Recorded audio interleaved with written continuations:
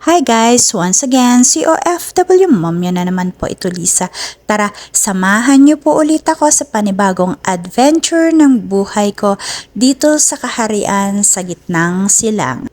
As you can see, nakalabas po muli ang OFW Mom ninyo. Kung napapansin ninyo ay hindi po ako yung tipo ng tao na palaging gumagala dahil pinipili ko lang din po yung mga okasyon na dinadaluhan ko.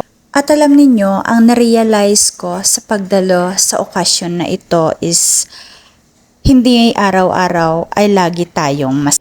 Dahil tandaan natin na darating at darating ang oras na meron tayong pagdadaan. Magkakaroon tayo ng problema, malulungkot tayo, pero ang mahalaga doon ay kung paano natin masolusyonan ito. Kung paano natin ibangon ang ating sarili para sumaya ulit. Yan ang lagi nating tatandaan. Hindi natin alam kung tama ba yung ginagawa natin o kung meron ba tayong mapapala sa mga desisyong mga nagawa natin. Yung marirealize natin na lahat tayo ay merong pinagdaraanan. Na lahat tayo first time dito sa mga bagay na ito.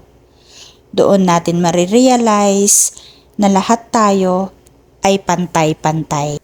Kaya mahirap din na i-compare mo yung sarili mo sa ibang tao. Kasi malay mo, yung chapter ng buhay niya ay iba rin sa chapter ng buhay mo. At alam natin na marami tayong hindi alam tungkol sa buhay nila at ganun din sila na hindi natin alam ang buhay nila. Kaya hanggat maaari ay iwasan natin ang mag-compare ng buhay natin sa ibang tao. Kaya hanggat kaya nating iwasan ay iwasan natin. Mahirap man pero kailangan. Kasi alam mo, mas maganda yung ikumpara mo yung sarili mo sa dating ikaw. Kasi doon mo makikita kung nag-improve ka ba o kung meron bang nangyari na maganda sa buhay mo. Lahat tayo ay may magandang future. Kaya wag na wag mong i-pressure yung sarili mo sa nangyari sa ibang tao. Kasi may sarili kang pinagdaraanan. May sarili kang path na tinatahak at meron kang patutunguhan.